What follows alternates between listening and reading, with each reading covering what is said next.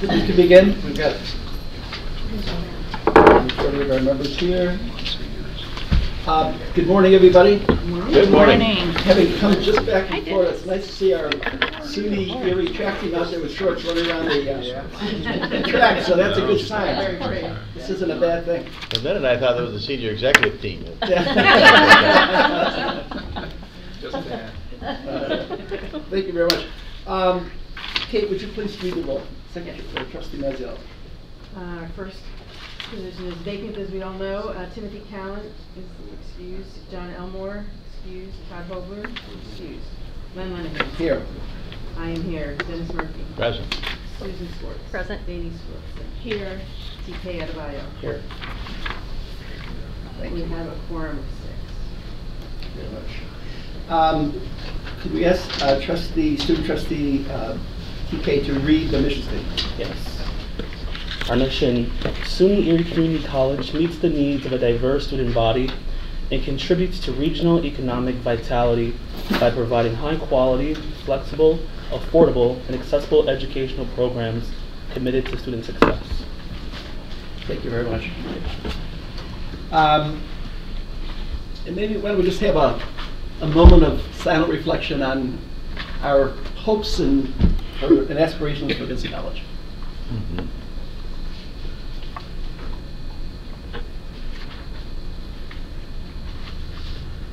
Thank you. Okay, we will proceed with the agenda, starting with the consent agenda.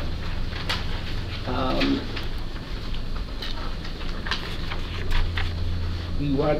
entertain a motion to approve items 1 through 4. So moved. Motion made, and do I hear a second? Second by Trustee Murphy. To move the consent agenda items 1 through 4. All those in favor say aye. Aye. Opposed? Thank you. Items are approved. We'll now go to the committee briefings, committee meetings, financial health. Tim Callan's not here. Is Penny? I'm back here. Sorry. Thank you, Chairman. So we have 3 items for approval from this committee from financial health. The first is the RFP for the comp and class study that we put together and sent out to go this spring. I'm going to let Tracy talk to that a little bit. She'll be the one managing the project. So good morning, everyone. Good morning. So we actually submitted, we had an RFP that went out the door. We had 4 companies that applied to it, and we were looking to award the class and compensation study to a company called Evergreen Solutions. And what it involves is that they would take a look at our compensation and classification of our jobs for the administrators, for faculty, and for SES. So it's going to be a partnership where the team will consist of SES, faculty, and administrators in terms of the team. And they'll be doing interviews, they'll come on campus. It's going to be pretty transparent and an open process. So the end result is we're hoping to clean up all of our job descriptions as well as establish compensation structure for those particular employees. So I don't know if you have any questions on it at all. Any questions from the members? No. Okay. Okay. We'll entertain a motion to approve item 1, compensation study. So motion made and seconded by Trustee Murphy. All those in favor say aye. Aye. Opposed? Okay. RFP for the thanks, Tracy. The second item is an RFP for signage and wayfinding for all of our campuses. As part of the ADA audit that we received information on a few months ago now, this was one of the things that we were substandard in. In addition to that, as we change our branding and we are trying to modernize the institution, this is a good opportunity for us to look at the picture as a whole and make sure that we get the signage in the way that we want to. So this was awarded to, oh goodness, hold on. KMA Design. It was done through an RFP process, obviously, so we looked at several vendors. This was the one that came back to us, and the proposed cost on this is not to exceed $16,000. So we're just looking for your approval so that we can move forward and get the signage, start working on the signage for the 3 campuses. Thank you. Any questions, comments on that? Not entertain a motion to approve. Motion made by Trustee Wilson, seconded by Trustee Maziel. All those in favor say aye. Aye. Opposed? Item is approved. And so the last item for the, approval for you all for this committee is a resolution that basically just clarifies the appointment of the treasurer position by the Board of Trustees as required by the state ed law. It has never been really clear exactly what that is, so we just wanted to have a document that says that the chief financial executive officer is the one that's responsible for managing the finances of the institution, and kind of what some of the criteria are for that position so that they are qualified to do so for the state of law. So. Okay. Any questions? If not, I'll entertain a motion to approve. Motion made by Trustee Schwartz, second by Yes, Trustee it is. Murphy. Thank you. Susan. All those in favor say aye. Aye. Item is approved. Thanks. Okay. And then there were just our normal number of information items. So when we had the Financial Health Committee meeting, the SUNY area audit for 2017 was still in a draft form because we were pending one final piece of approval from the county. We got that, and now the financial statements and financial audit, all of it's finalized and it's been issued. There were no changes from the draft version that came through the Financial Health Committee. So the draft is what ended up being the final document. Financial dashboard, it's a 6-month period. This is basically telling us that we are on target to get end the year within the operating revenue that we generated, as well as the use of the ERP fund or the reserve funds for the ERP project. And we'll have further discussion on that when we get back together to talk about the budget for next year, sometime in just a couple of weeks. So any questions on that? Yes. Yes, sir. Actually, items 1 and 2 kind of come together for me. Okay. First of all, my first question is, did the committee, Financial Health Committee, review and accept the presentation from the independent accountants? Yes, they did. So they took action for us. That's correct? I believe so. Mm-hmm. Yeah, So okay. make sure that that's happening. There's been a lot going That on. they're recommending to the board to accept them as presented. Yes. Okay. So, and second is, in how much detail in the management letter with the new Gatsby regulations, et cetera, that have come forward, should the board know, that this kind of goes back to the chair and Penny yourself, that are experts, what kind of briefing should the board have and highlights other than reading through the volumes of numbers? It really depends on where you want that information to flow in through. If you would like for the audit firm to come and give you a bit more information and talk you through it, they are more than happy to come and talk to the board as well. This is kind of the structure we put them through. I don't know how much more you would get out of it. I know that reading GASB law language is dense at best, and some of it is changing. some of it's so high level that it doesn't make a whole lot of sense. So if you would like for them to come and present to the board as well, I've only worked at institutions where they've done both, but that's a call for you to make. No one would have any issues with doing that. I think they presented to us in the past, right? Off and on, Often, yes, yeah. absolutely, Denise. So I'm not here to suggest that that's what we should do. I just want to make sure that this is one, when we look at what a trustee should be doing, Correct. this is one of the key components of understanding the financial condition, financial health in this case, of the institution. There's nothing better for us to depend upon than the independent auditor's review. Right. And of course the management letter that accompanies the financial statements. So I'm not feeling either way. I can read them pretty comfortably, but I'm not sure everyone should have to have that knowledge to be able to read them comfortably. That makes sense. And- I have no problem asking them to come and speak to you all every year as well. I also think that because they recommend the various policies that we enact, it would be helpful to have all of us to hear the recommendations so that we can take those to the policy committee and flush them out. Thank you. Thank you. And then the other items on here, if you guys have any questions, were the normal monthly reports, the vacancy report, facility rentals, things like that. Pretty much that. Thank you. Okay, let's proceed with policy and governance. Chair Mazziello. As you can see, the policy committee has been very busy. Yes.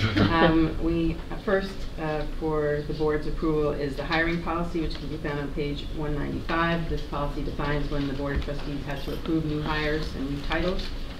And of course, with the exception of hiring the president, the board is not engaged in hiring personnel. This policy lays out that as a board, we will approve the creation of new titles through the various unions and SES positions as required upon receipt of a new title justification form. And we will approve leaves of absence without pay for the faculty and administrators as per their contracts. And it says we will accept reclassification of positions when they are required to create a new professional title. One thing here, though, the policy at the top of page 196 says the Board of Trustees will review and accept or approve as appropriate the Talent Management Committee's recommendation offered at each business meeting of the Board of Trustees. I would move that we amend that to read, the Board of Trustees will review and accept or approve as appropriate the recommendation offered by the appropriate committee at each business meeting of the Board of Trustees. Since we are undergoing changes in the committee structure, this will be an evergreen way to make sure that it flows through the correct committee. Entertain a motion to amend. So moved. Motion made by Trustee Murphy, second by Trustee Adebayo. Thank you. All those in favor say aye. Aye. Opposed? Does anybody have any questions about this policy? It really just codifies what. Let me just say, I think Kate did a great job on this. This language helps us, walk through with Middle State some of the, issues that they may have been concerned with, and I think we've gone a long way towards clarifying, what the proper role of the board is in the hiring process and where we approve and accept. And so, Kate, thank you for your efforts there. It's a total team effort. We're looking forward to sending that down to them. Thank you. Great. So next we have the spend authority delegation policy. This is a board policy for the board to approve. As a result of the local law, county local law number 3, passed in 2003, we have the opportunity to have the spending approval authority moved from the Board of Trustees to the President and the administration for up to a certain amount. That amount in the local law is $50,000. So this policy would allow the Board of Trustees to delegate spend authority, providing that local law to the President. This will help them, comply with the timely things and not have to wait for board approval. But we do expect that those notifications would be reported to the board. Right. And again, I think this policy opens the door for us to make some changes, to move the spending authority considerably from where it was. And again, I think this is something that Middle States will look kindly upon. So what we're looking for is approval of the resolution that appears on page 200, which gives a level of up to $30,000. So the increasing the college president's spending authority to $30,000. Okay, do we have to approve 2 and 3 separately? I think have to. I mean, page 198 is the actual resolution. Right. So why don't we do it? Let's just recognize the spending authority delegation policy. Entertain a motion to approve that. I'd like to make an Sure. amendment, or offer amendment. How about a motion then? Okay. So that you Yeah, can- we need a motion Yeah. to get something on the That's on floor. the resolution. Good. Motion. Motion made and seconded. Mhm. Okay, it's before us. So what I believe Denise is interested in doing is amending the resolution. Right. But I think we can pass Oh, the policy resolution, okay. as Okay. Yeah, why don't we do the policy first we're and then doing we'll do separate. the resolution. Okay. So Okay. the policy as presented here to delegate spend authority to the president as per the local law is the policy that's before us now. Okay. The resolution will limit the dollar amount. Okay, so on item number 2, it's been a motion made, it's been seconded. All those in favor say aye. Aye. Opposed? Item is approved. Now we'll move to the resolution. And this resolution is specifically for $30,000 and. do you want Right, okay. a motion? Sorry, I'm always out of order. But I would like to add or amend the resolution to require the spending amount at $30,000 to be reported to the board, perhaps via the Budget and Audit Committee, and record it in the Board of Trustees minutes. Okay. I just want to make a clarification, if that's okay. Sure. Okay.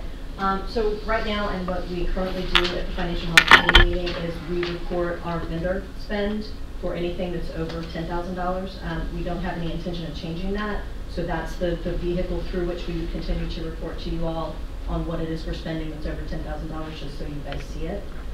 So if that's satisfactory for you to see what it is that we're doing up to that $30,000 threshold as well, then we can continue that practice. I think that process is great, but I think, you know, by codifying that report in this resolution, it makes sense. So. The report that goes to the Financial Health Committee. Mm-hmm. Okay, I'm fine with that. Okay, so there's been a proposed amendment to the resolution. Can you read that amendment so that we have? To amend the resolution to require spending at $30,000 to be reported to the Board of Trustees via the Budget and Audit Committee and recorded in the Board of Trustees minutes. So I don't know the name, Penny, of that report. We can do some wordsmithing. Yeah, I was going to say, we can change the name of it. Right now it's called the vendor report. Is there anything over $10,000? So There is a second require amendment. spending up to $30,000. I have a question on the proposed amendment. Okay. So I know the concept of informing the committees, which is our eyes and ears on our behalf, right? Understanding all this, but are we going to require each month the Financial Health Committee to bring forward the vendor report in whole and distribute it, or to report out verbally any notable exceptions? I think it should be a report, not So a you verbal think it should be report. included? Yes, that should be included. If the for the spending amount limit, not a verbal report. We can modify the vendor report to reflect that, so we don't have to create anything new. So we're requiring spending up to $30,000 to be reported to the board through the Budget Audit Committee. It's That's financial what health, you right? guys would like. Well, they've changed For now. now. Oh, it's changed again? Okay, The name sorry. changed. The name's So like that- go away for a day. That amendment has been proposed. I didn't hear a second of it. Is there a second? Get it before us. Seconded by Trustee Maziel. So it is now before us as amended. All those in favor say aye. Aye. Opposed? Okay. Okay, next we have the sexual misconduct policy, and this is a page turner. Yeah. You'll forget all these other policies we're doing now that we got this. This is to make sure that we're in compliance with Title IX, and it sets forth a process by which people who are reporting, who are either victims or complainants themselves, as well as the rights of respondents to the accusation, and it really lays out how the college will address charges of sexual misconduct. Including that aiding or facilitating may also include failing to take action to prevent an imminent attack when it's reasonably prudent to do so. So the college community needs to be aware that you can't just be a bystander, you need to be actively involved. It also protects privacy, that individuals are not required to pursue a specific course of action. We realize that these crimes are very emotional and traumatic, and it takes time for people to come to when or if they want to report them. So there's no requirement that an individual file an incident report with college safety, or to speak to an administrator, or call a member of the student support services centers, but of course we encourage them to do so.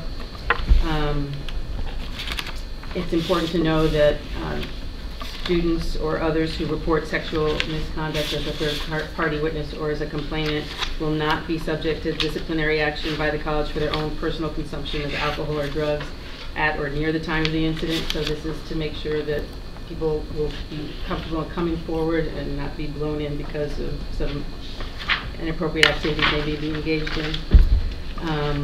It really notes that the college's process is separate and apart from the criminal justice process, and really lays out how we are going to handle these charges.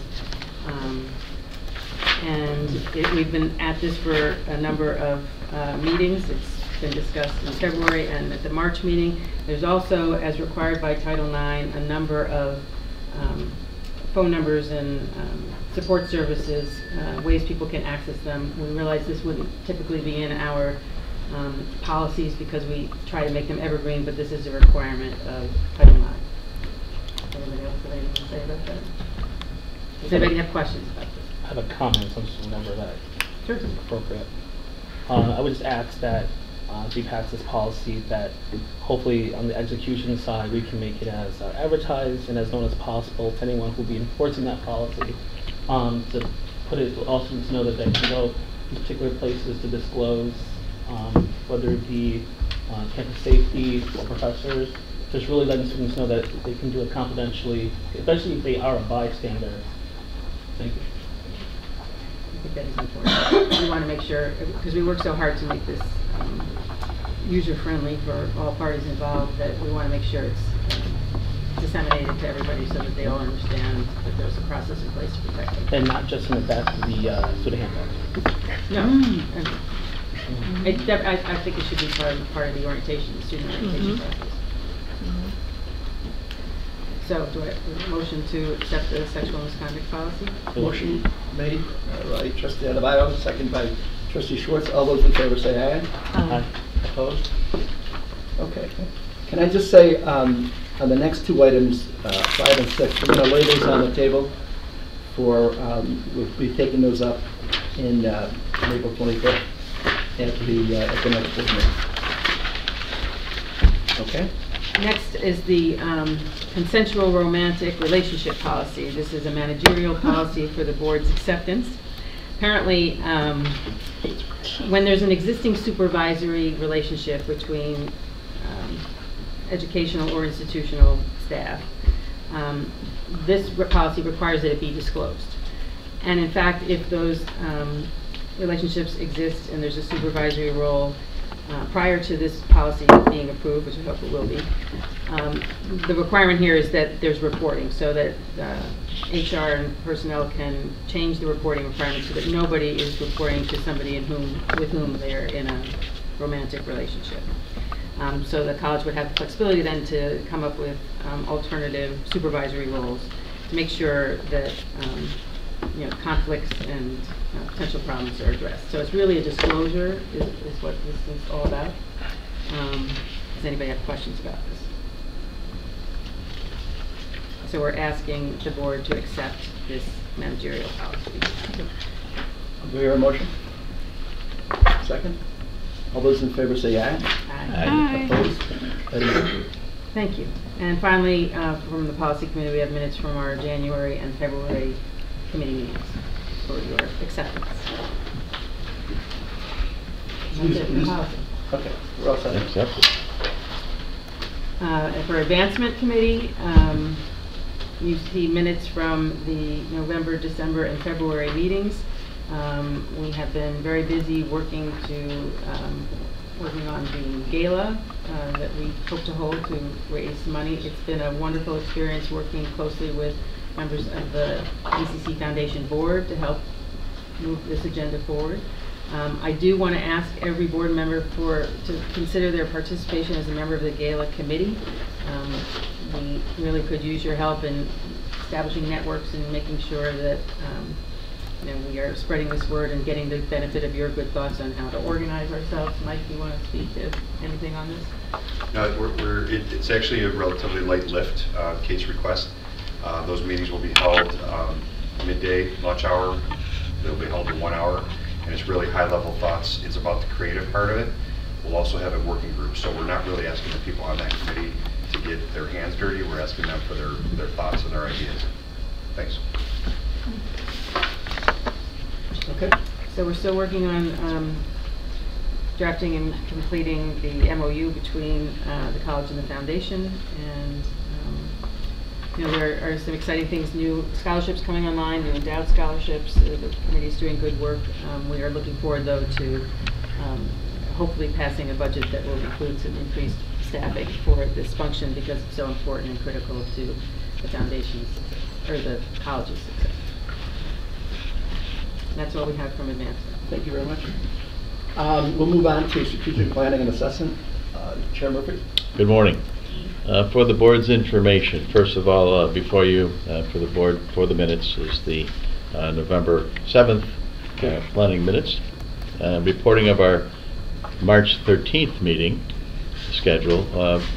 First of all, the committee has, and with my partner on the committee, we've determined that with our workload and the tasks that need to be accomplished on an annualized basis, we could now move the committee back to a quarterly cycle. So we're excited about that, and we've figured a way to do that so that we would not be meeting with such frequency. Second is, one of the outcomes of the meeting was that our secretary of the committees was distributing all of the committee descriptions as going forward to review for the year, so that we have them in the record as describing what the committees are, so people are not misinterpreting the reach of any particular committee in any way. So I know Kelly has taken that on and is going to be distributing those out for us. So as your next meetings evolve in the committee, we have the form and, most importantly, the content update. The cap items were also reviewed for distribution to each committee. And those particular items that we've committed to as a board to be reviewed once a year. Many committees are impacted by them. So as the committee experts review the areas that apply to their committee scope, we'd appreciate if you review and confirm that your committee, you believe the committee to be in compliance with those 22 items. Okay. Kelly, I mentioned, and that's really the update, unless Trustee Schwartz has any additional piece of information. Nothing more to add. No. We had our continuing Vice Provost report as it relates to strategic planning, and got the updates and how we progressed in those arenas. And I think that there's going to be some more growth as we start to discuss.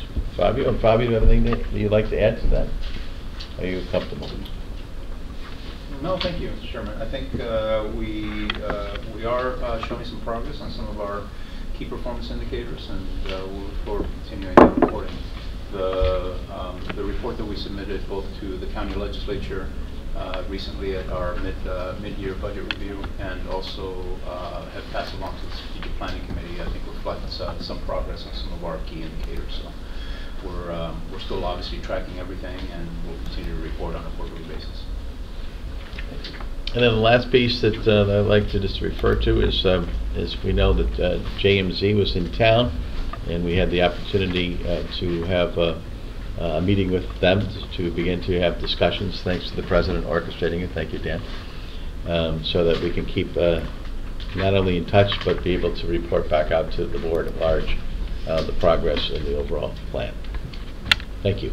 Thank you, Dan. Okay, we'll move on to student success and diversity. Trustee Schwartz and Denise Wilson.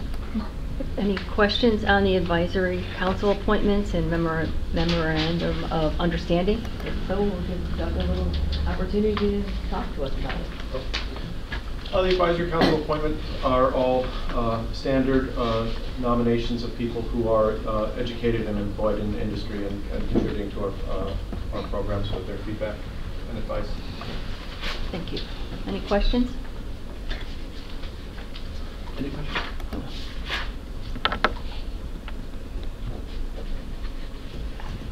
I noticed that some are, in fact, SUNY Erie graduates, which is true. So you entertain a motion to approve? Approve? Motion made? Yes. Second by Trustee Wilson. All those in favor say aye. Aye. Opposed? Okay.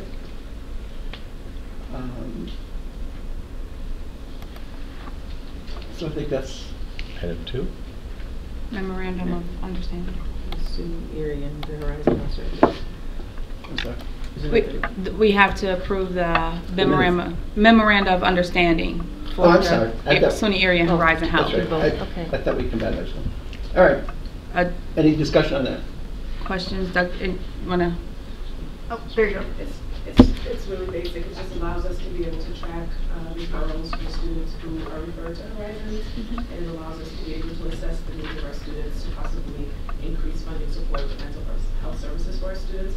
But right now, the student support staff are just encouraged when they see a student in need to refer them to Horizons. They can go anywhere, but this will allow us to be able to have numbers and assess the use of the services. Awesome. Any questions? Okay. Okay.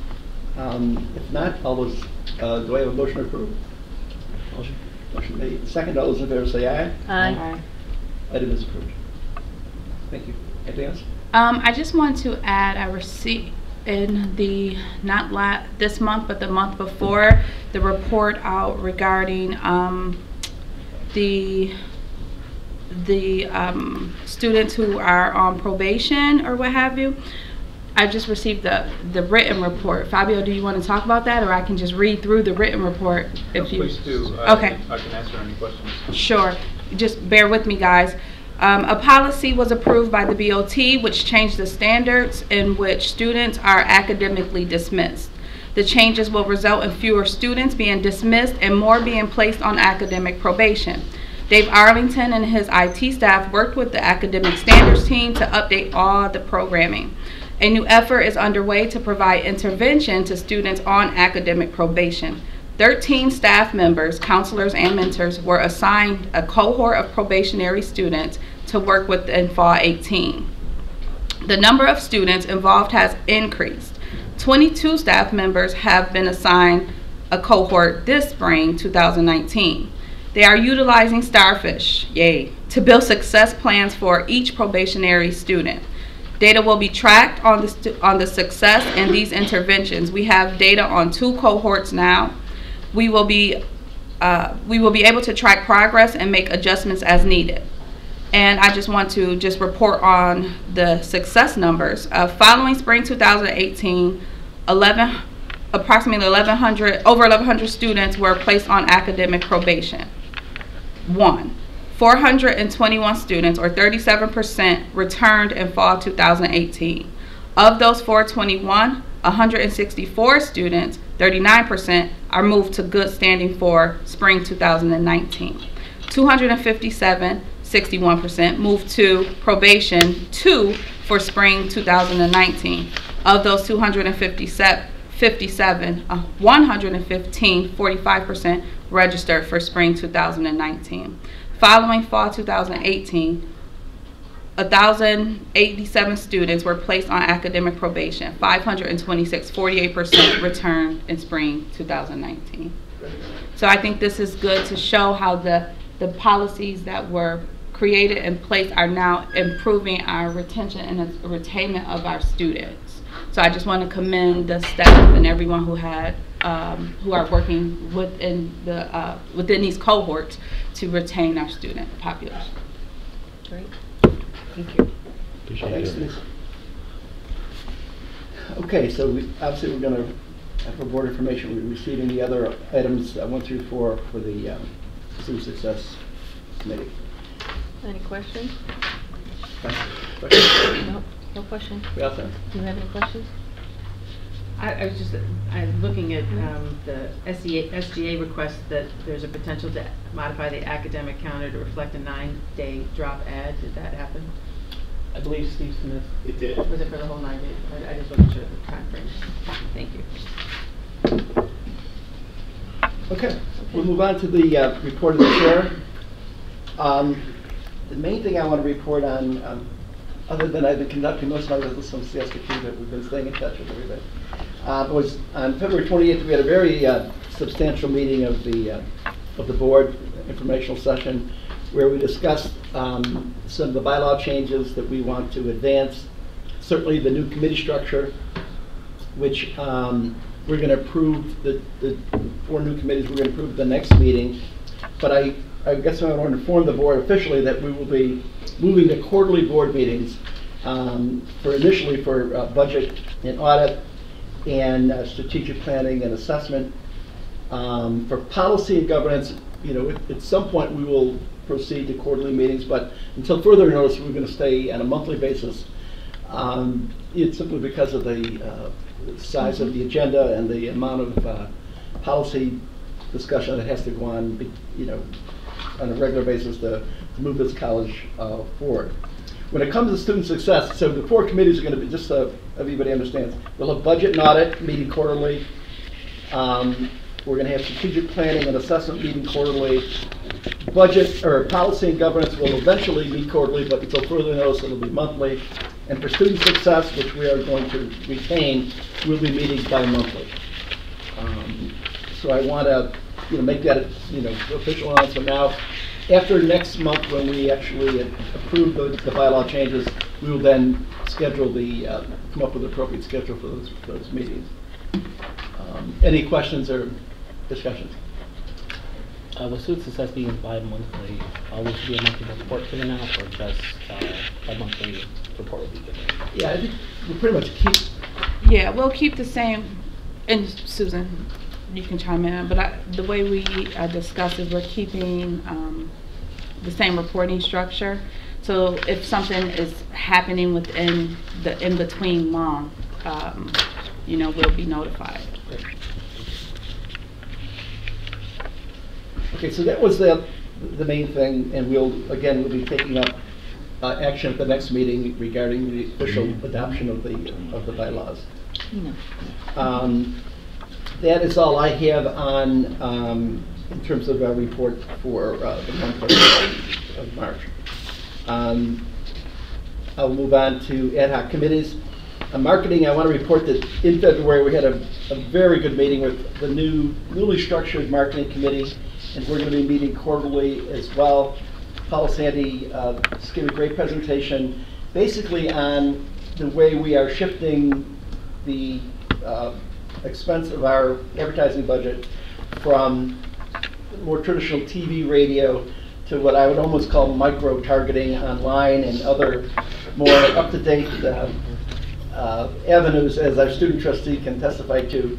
It is important that we reach students when we do our advertising, and I just think Paul Sandy is literally on top of the industry standard here, and we are going to meet quarterly with anyone related to the marketing function on the college staff. Any comments, TK? I mean, how do you feel about the way we advertise now? I mean, it leaves some to be desired, right, but I'm looking for the future.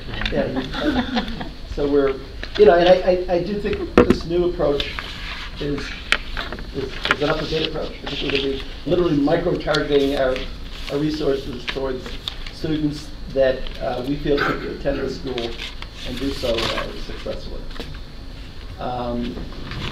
So that's all I have for marketing. We'll be meeting again in May. And I just, again, want to point out how I just think Paula Sandy is just a top-notch recruit for that job. She's just absolutely all over it, all day, all night, all time. She's excellent. Okay, so we'll move on to technology. Dennis? Yes, sir. Trustee Murphy? Technology. First of all, as an ad hoc committee, technology is not intending to meet at any scheduled time except for moments that need to have attention of the committee, which then would inform the board.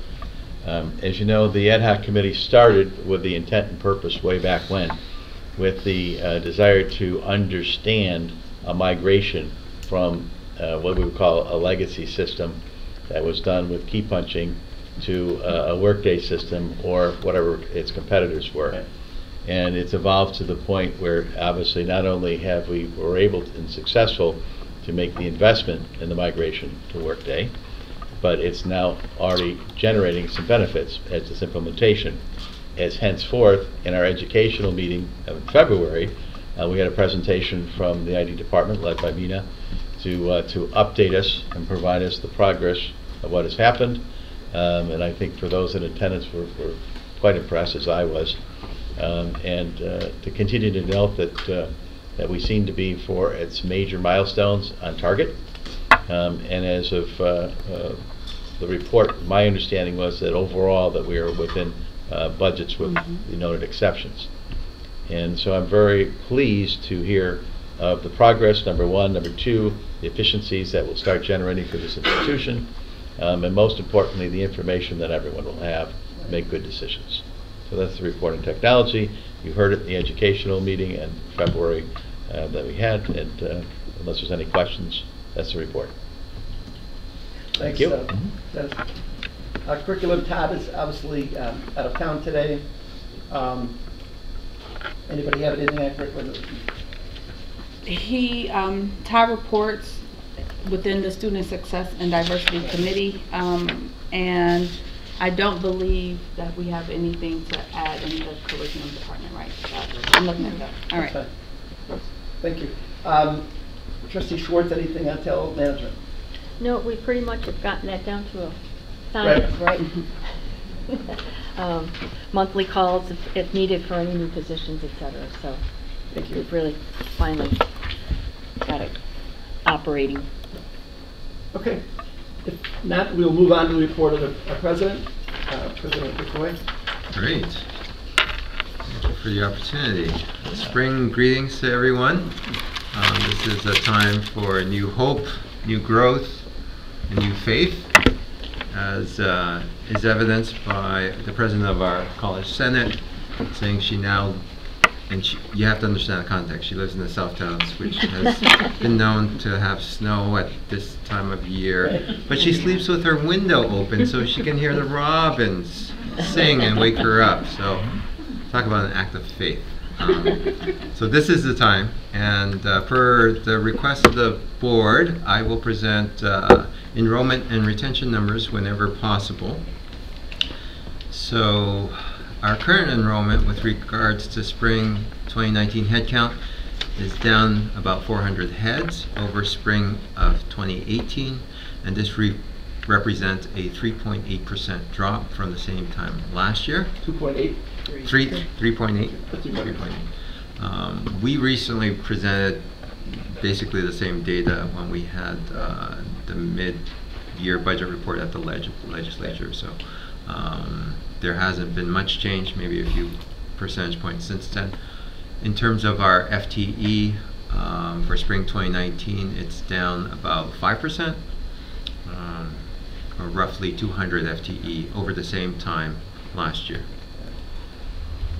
So what that means for budget is roughly a 1.5 million deficit in terms of tuition revenue, but we have held the line in terms of our expenses with our monthly REAK forecasting that Penny Howard has introduced, and we're creating savings from additional efficiencies as well as diligence in purchasing to offset some of the decline in tuition revenue.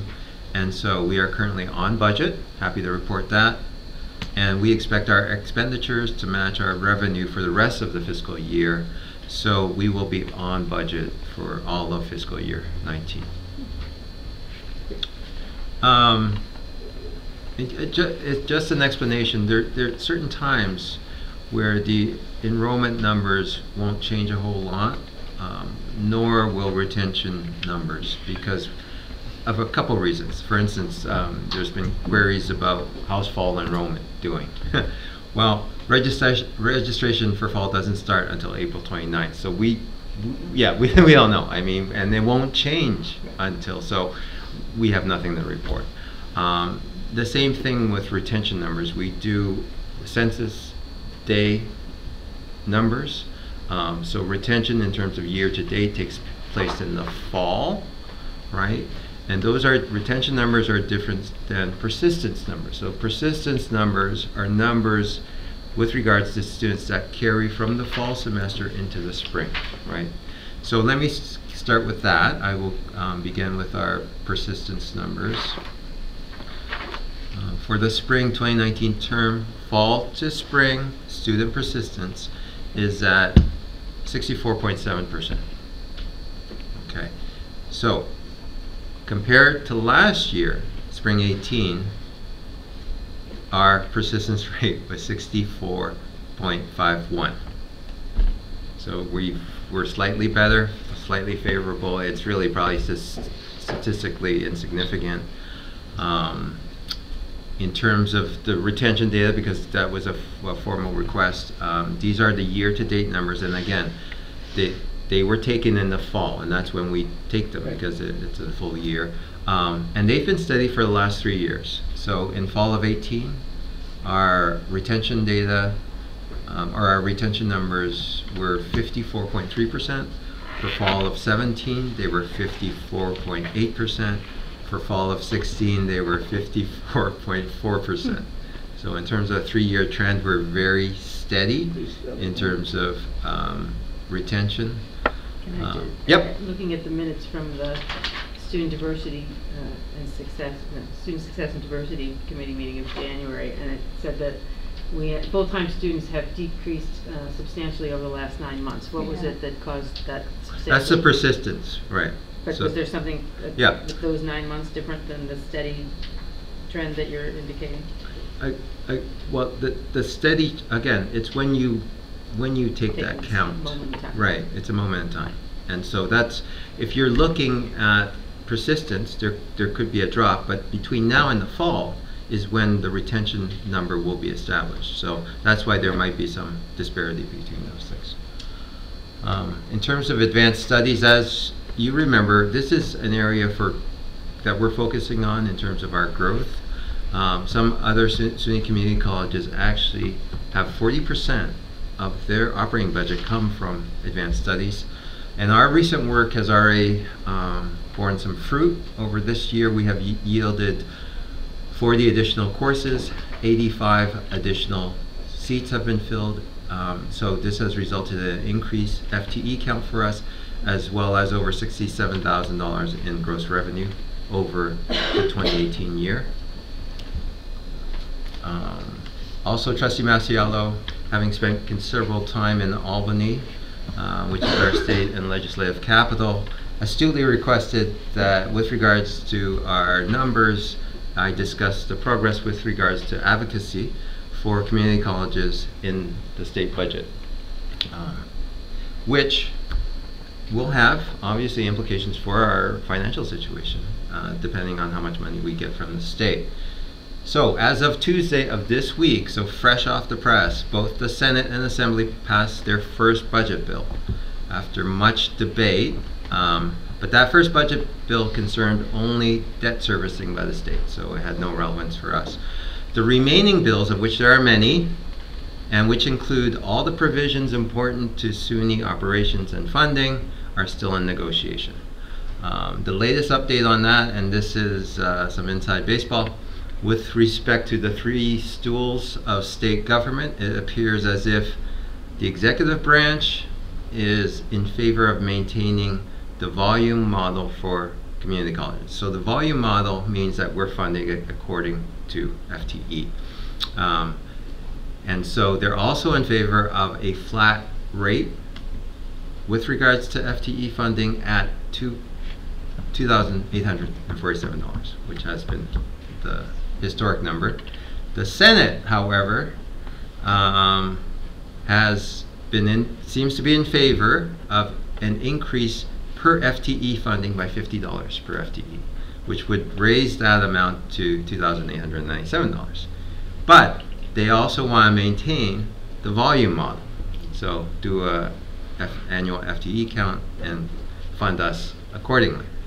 The Assembly appears to reject the volume model and wants to institute the greater of 2 numbers. The first one being a $100 increase in FTE, which would raise the amount to $2,947 per FTE, or 98% of 2018-2019 budget levels, whichever is higher.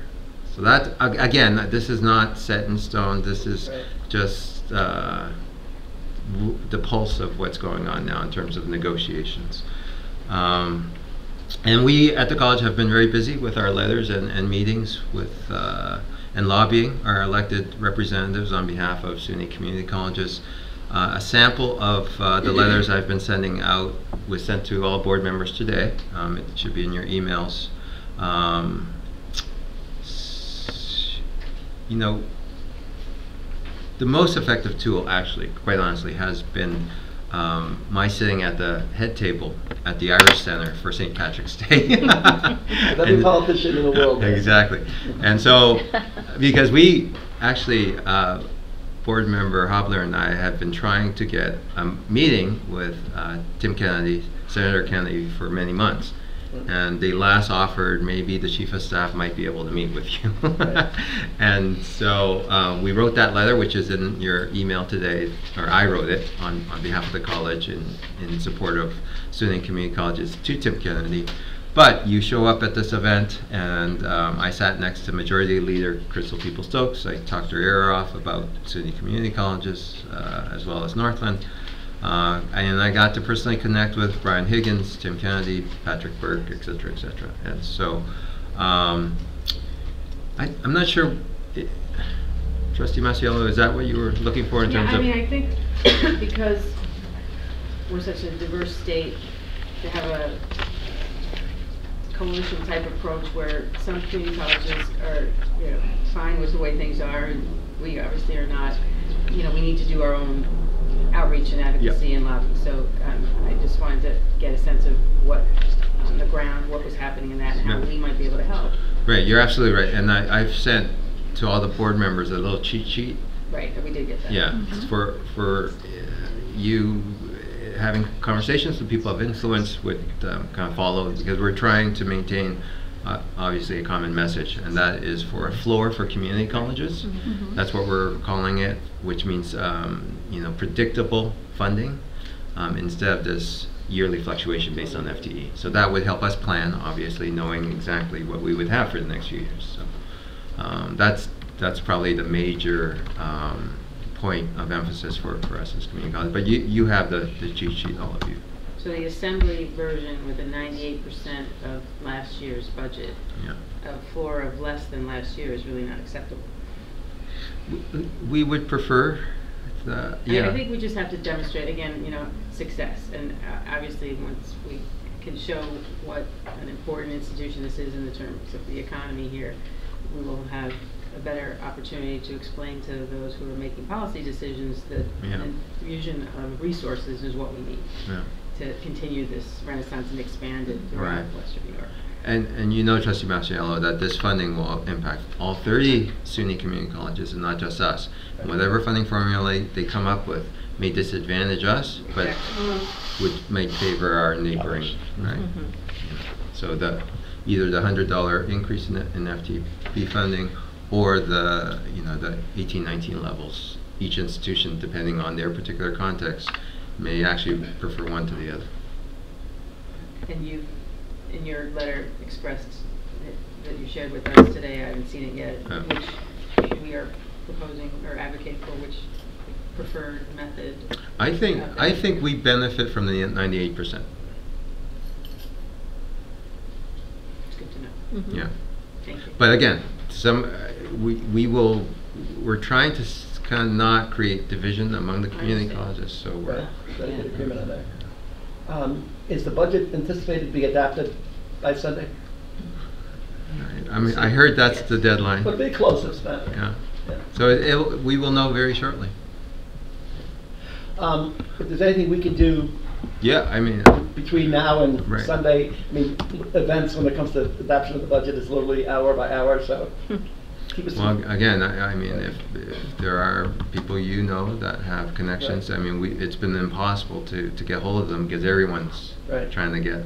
Sean Ryan's still on the Assembly Education Committee. There's SUNY Higher Ed. I'm not sure. Okay, sure. I'll check with that. Anything else, Trustee Masiello? Yeah, okay. And also a request of the board was for me to review our latest enrollment strategies. And I'd like to say that since Dr. Doug Scheidt's arrival, we have been re-energized in terms of new ideas and strategies. Again, I mentioned advanced studies. We've been personally visiting with high schools, their principals, their superintendents. Most recently, a couple of weeks ago, I met with Mike Cornell, superintendent of Hamburg schools, high schools. And we want to make sure that the counselors, in talking to students, mentions that SUNY Erie is a very good possibility for them. We also have a team in place that is currently examining where we might have room to increase our course offerings to high school students in advanced studies. So for instance, typically it has been math and English, but we would also like to add courses like Intro to Industrial Tech, Biotech, College Success Skills. Would that be part of like existing tech curriculums, or as more pushed as a general elective for any student to take? Would it be part of what curriculum? So there'll be addition to the existing technical curriculum that's in place? So you know these are courses that high school students take. Right. Yeah. So they would no, get- these are existing courses. Is that- Okay, yeah. so they would, okay. Yeah, they're courses that we currently offer, but that we would, for the first time, be offering them to high school students through concurrent enrollment in advanced studies. In hopes to funnel them through the technical side of the college? Well, in hopes that the more courses that they take, the more FTE numbers we get, which benefits our revenue situation. Okay. And you're right, I think there is the possibility that once we tease them with these tech courses, that they would be interested in joining SUNY area for those majors. Were those chosen because there's a trend of students wanting to go more into the technical side of Yeah, exactly. the workforce? Yeah. And employer need. Yeah. Both, right. And we're also working not only to expand our offerings, but expand our offerings in districts that currently don't have advanced studies. So towards this effort, I recently met with Kreiner Cash and his team to provide advanced studies in Buffalo Public Schools. Again, what's been prohibitive has been the cost for Buffalo Public School kids. And so we're collectively looking to get funding for that. We also have a new focus in recruitment of students into terminal, career-focused certificates and associate degree programs. And this is a unique niche for SUNY Erie. So we have no competition from the 4 years with regards to these certificates and associate degrees. So we're really doubling down in a sector in which we have a unique competitive advantage. Really quick. Trustee Wilson. Just going back to the tech programs. This is under the retention report, or the recruitment report. So I think there's a few holes in the pipeline, and that you guys may want to address this. If we're offering tech courses, I understand the FTE part of that, it brings income, and that's great, but that is not what the student is focused on. The student is focused on getting the credit, and they need to find a home here at SUNY Erie. Right. So as far as recruitment in the pipeline, if we're offering these students these courses, there has to be something in place to plug those pipeline holes so that they do become, this place becomes the first choice ultimately. So I understand that, again, the FTE part and making, how that impacts us financially, but more important, offering those courses is the funnel, or the probably a first look sometimes, or first experience for these students, and they're making those decisions. I had someone come to me yesterday, Ms. Denise, should I do this? Should I choose ECC or Buff State? And they are really trying to figure out and weigh the options of both. And what'd you say? Having those I hope you correct her about SUNY areas.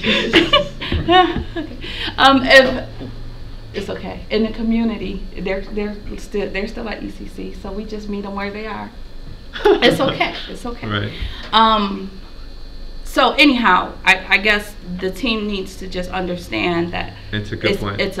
This is an entree into the institution. Exactly.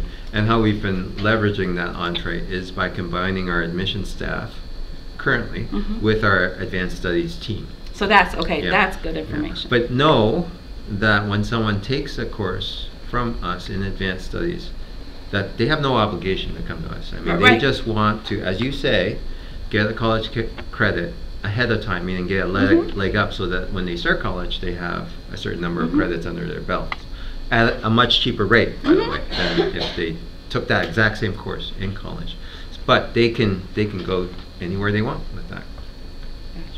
And just as Kelly, please get this one. This is facing getting students coming in, if we could make it's called Taurus at UB, so that students can plug in their course and see how it ranks within the college. I know we have that technology, but part of that initiative, if we can make it student-facing or non-student facing, Right. I mean non-current student-facing, that'd be a great help to what you're trying to achieve. No, that's a great idea.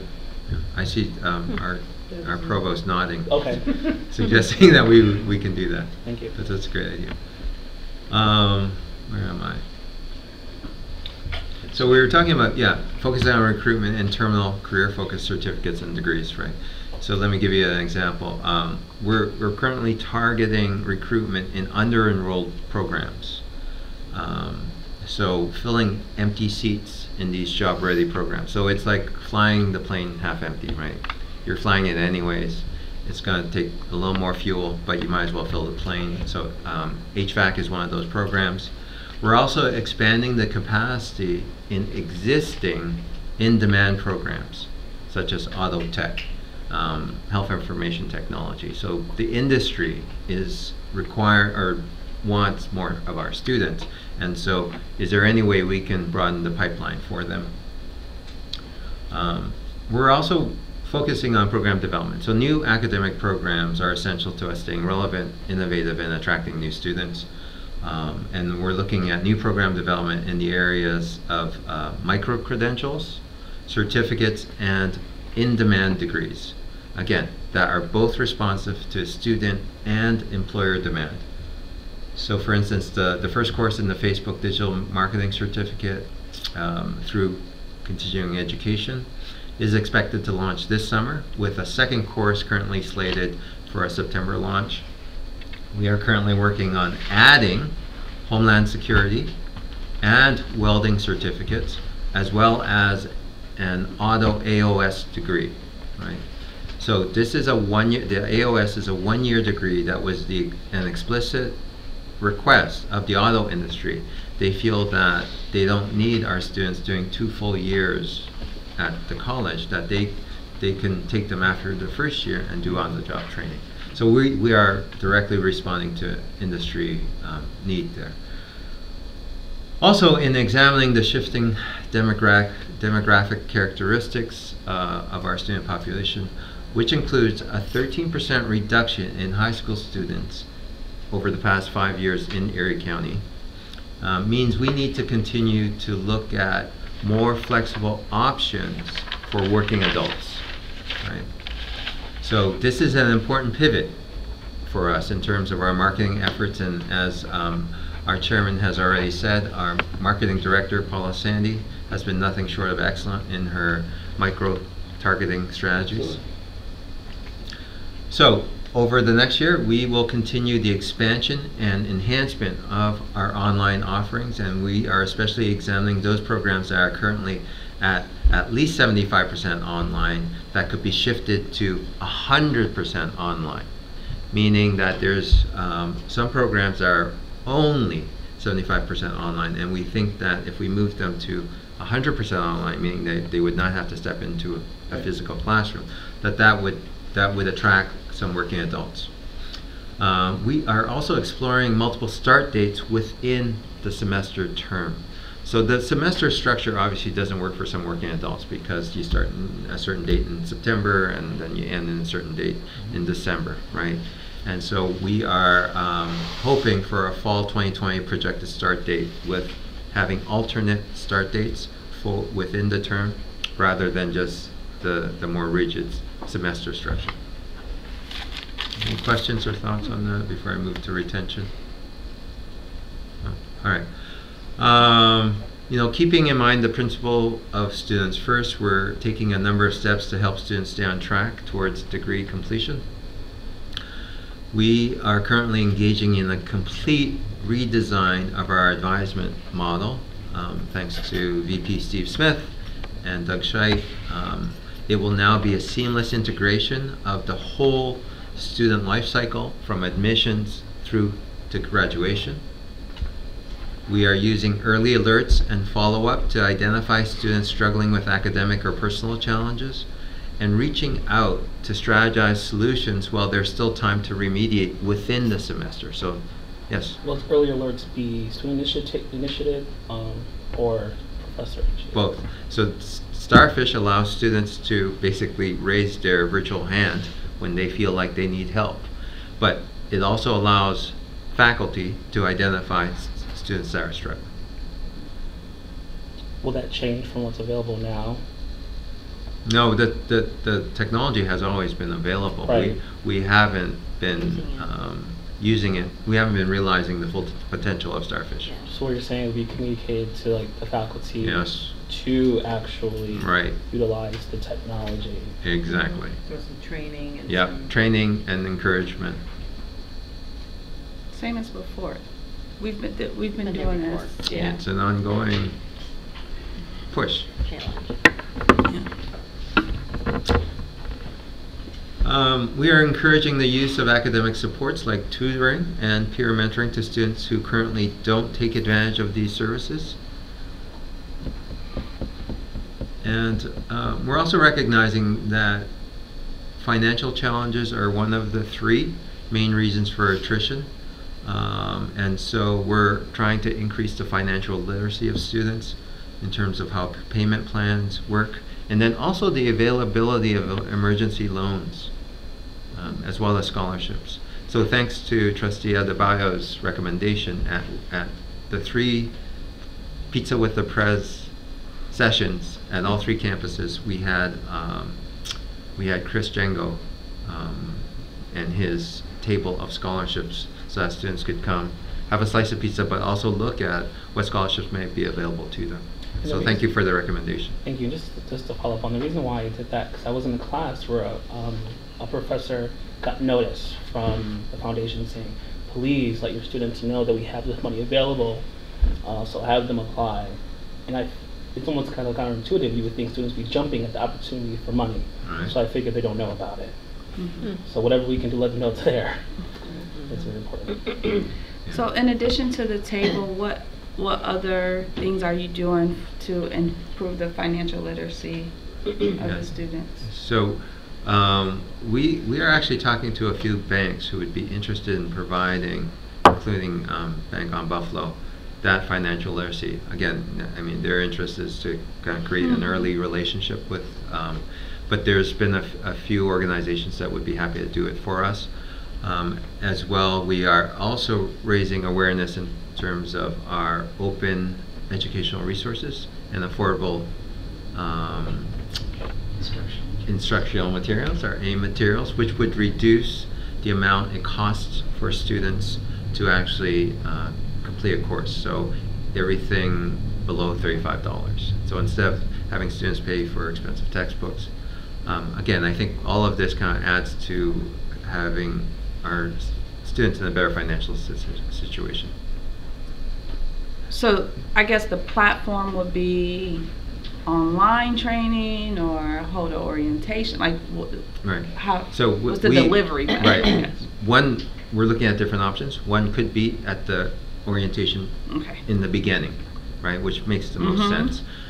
We're also continuing with what we're calling the Summer Success Academy, so that might be one area. So that's the summer prior to their arrival in the fall of their first year, that they might get that training there or that information there. Okay. Is every student invited to that Summer Success Academy?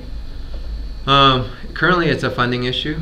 I think Dr. Clark could describe our current process in terms of advertising for the Summer Success Academy. My question was every student invited to attend the Summer Success Academy? No, currently it's for SAS students. Currently that's a program at the city, but we have an opportunity to expand it to the other 2 campuses, and then any student in Erie County can attend if we become an Erie County worksite, which I'm working on. Is it possible, just out of curiosity, maybe a bullet point or a packet that included some of the general information, and were to get like elaborate information can be made available to students who can't attend the Summer Success Academy, so can't get the one-on-one or the hands-on like training and opportunity, but still can get some of the information or just know where to find that information? For financial literacy? For everything that the Student Success Academy offers. Oh, okay. So this is like for remediation, to remediate, like if they tested into developmental math and English. Right. And so it's more on the academic side. And then, of course, we have a social component, team building, and financial literacy, careers, those sorts of things, focus too. And those things do take place for first-year students when they come to orientation. They still have access to those things. Let's talk, we meet later on today, so let's talk a little bit more Absolutely. about what And I'll bring it up because I know, specifically with financial literacy, there are so many community partners, for example, the Urban League, who offer services like that. Right. So it's like, hey, you can't make it so hard because for CS currently, but why don't you go down to the Urban League and check what they have to offer. Yeah. That's all. Thank you. And you were talking about kind of emergency bridge loan type. Yep. Are they loans? Are they grants to micro grants Micro- to kids who, you know, I mean, I've heard stories of, you know, $20, $50, $100 bills, like making the difference. Yeah. 100%. I get requests from people whose car broke down and they can't come to class. Exactly. Very so what's basic. the resource for that? Right. I'll have Mike talk about so typically I refer that individual to the foundation because that becomes the source. Mike, do you want to summarize? Yeah, I would just say that we our board set aside some money for that emergency fund maybe about a year ago, and we review them on a case-by-case basis. We don't advertise it necessarily. That's the thing. Because that's a challenge sometimes if you get run by the requests, but we certainly have, I think, addressed them as best we could, and there are a lot of compelling stories. I would say just this is an anecdotal sort of example, but we probably bought 6 bus passes. Students lost their bus pass, and a replacement pass I think is $20. Right. We've done just probably 6 of those alone this year. Student could afford a $20 bus pass, so we took care of those things. But usually when the request comes in from the president's office, or TK has been great to refer people over, faculty have been referring people over. So I think the college knows, the college community knows about it. When they know that somebody's in trouble, that there is an option. Dan alluded to this also. Some of the local financial organizations are doing things called like second chance checking, and for people who can't get checking accounts because of some maybe checkered financial history. They're also looking at our student body as maybe a potential to introduce those concepts, and we have talked about sort of a second chance startup loan. There's liability with that we really haven't found anybody that's been willing to jump in on that, but those are conversations that we're looking at, maybe best practices that others have engaged in around the country, and particularly in SUNY, to create like a loan fund at a reduced rate that somebody could maybe tap into who has a larger than $50 or $100 deficit. Kate, I do want to mention though, I love everything that Mike just said, but kind of what I stand for and want to move towards is students taking their future into their own hands. And every time a student came to me with a financial issue, it was with their head down, very embarrassed, and I reached out and got them the funding, but I was a middleman. So I understand that there's concern with maybe advertising it, but I always say this with every meeting, people don't know what they don't know. So to reach out. So I would love if we can somehow meet in the middle, down the road, and transition people from being so reliant on key people like myself, and say, hey, this is an opportunity for me, I'm gonna take it, versus having to walk and find a middleman. I think trying to advertise to funders and donors the potential to make the difference between somebody actually graduating for a nominal donation. That's where we need to do the advertising. Yes, we need to expand to the student body, and maybe it's through the clubs. At least there's some outreach for everybody to say, there's this money out Tell there. everyone we can, yes. But absolutely. to raise that, the balance of the assets in that kind of a fund is really critical for. And I think it's an easy sell. Yep, it is.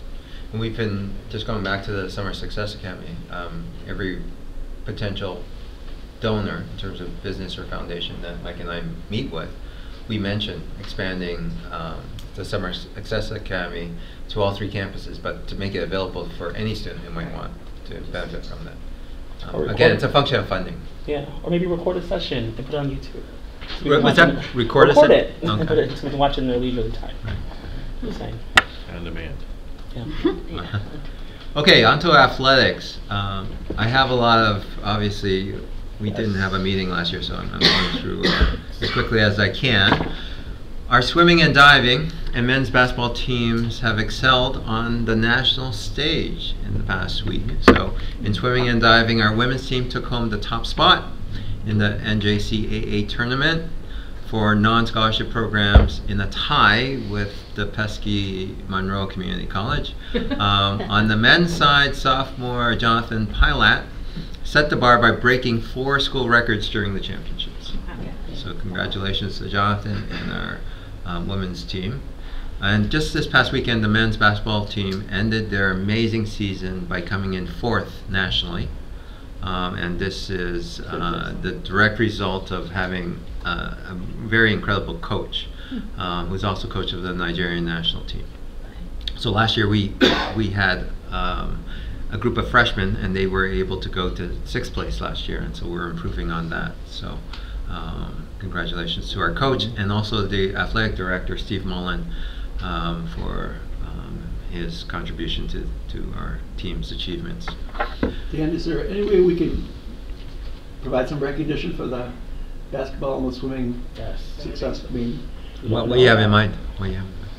I don't know. I'm just talking about it. I mean, it seems like A parade? these are Well, certainly significant- website, you know, kudos. It's always and- fringe. It's always like they post it, but you gotta look for it. It's Well, that's what I fringe. mean. Like, We right could on. pass out, Yeah, resolution. We can, yeah.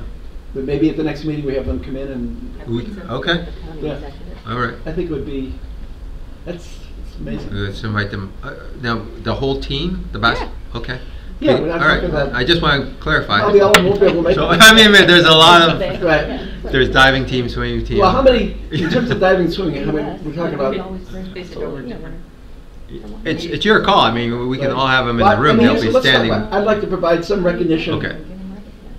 Both here at the meeting and.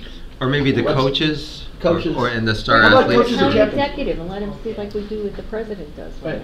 they have What's that? the- Have the county executive bring them in and recognize them. Proclamation. But I also think the Oh. college should. Yeah. Okay.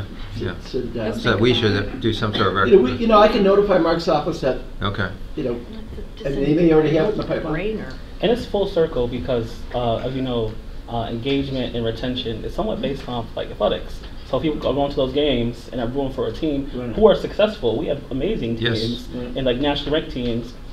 And it all kind Absolutely. of funnels into. And it helps with recruitment, by the way, Yes. because it raises our I visibility. think Mike might have a suggestion. Yeah, I wanted to mention that in the past, when athletic teams have succeeded, we brought them in after Yes. the board Yeah, meeting and we've had a recognized them and then literally walked them over to the Rath building so they can meet with the That's county fine, executive. That national championship hockey team, we did that for a couple of years ago, just about. Okay. So Kelly Allison and Steve, maybe we can organize something for the next board meeting. And could we like declare it sort of ECC basketball and swimming honors day or something? And diving, yeah. But Yeah, I mean, I get the diving down. we could. I'll say get a day. Next All right, so we'll work on it. Yeah, we'll work. Yeah. All I right. think it's- That's a great idea. Yeah. We can before the end of the meetings summer. at South, though, so I don't know if that's. Oh, that room is kind of. Yeah. And you can't walk Oh, over so- the Rath building either. She could really spend that. Yeah. Yeah. I got it. Yeah, Paula should be noted. Right. Trustee Masiello mentioned that the next board meeting will be at South Campus, which has a very limited boardroom. But we'll There's a way to we'll work put through it it. out. We could be out amongst the robins.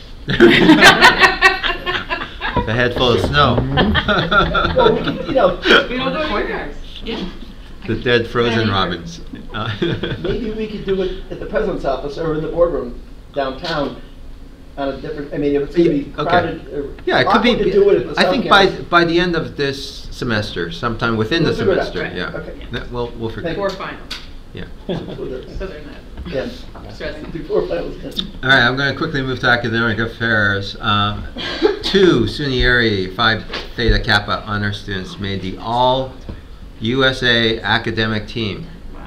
So this is like the all-star team for academics. So congratulations to Ahmad Rashid, who made the first team. Yes, TK. We all know how hard Ahmad works.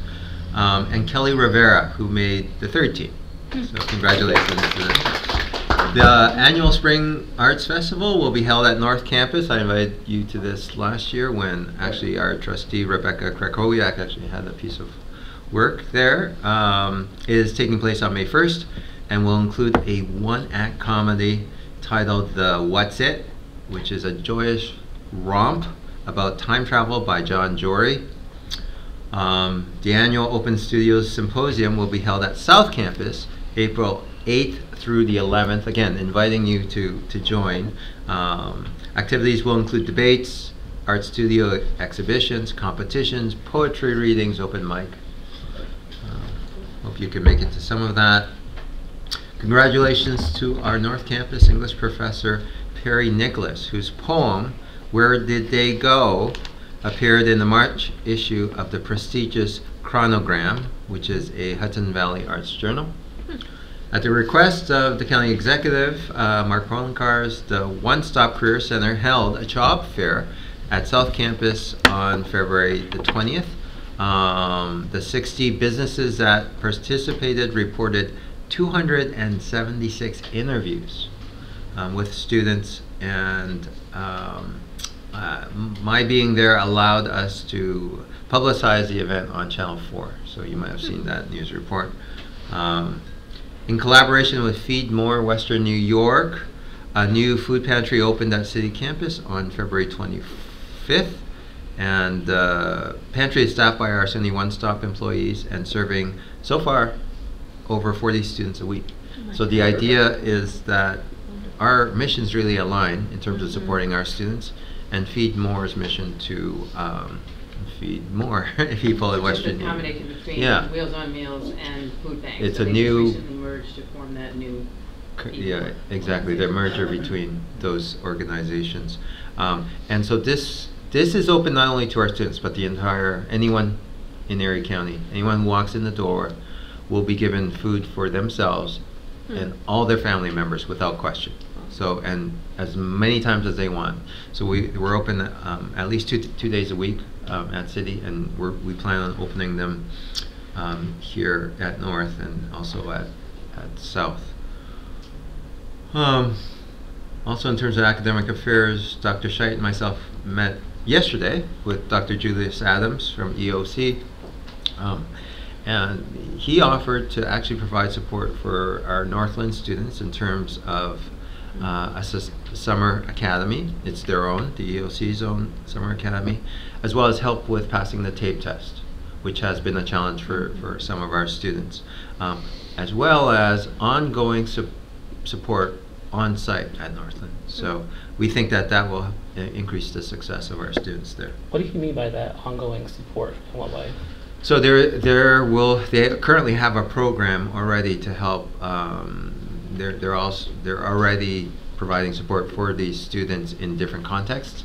So they will now provide them at Northland. So the tutoring, academic skills, time management, all those sorts of things that can get in the way of someone's success. Study skills. From enrollment management, Career Services is hosting its annual career and internship fairs April 2nd through the 4th.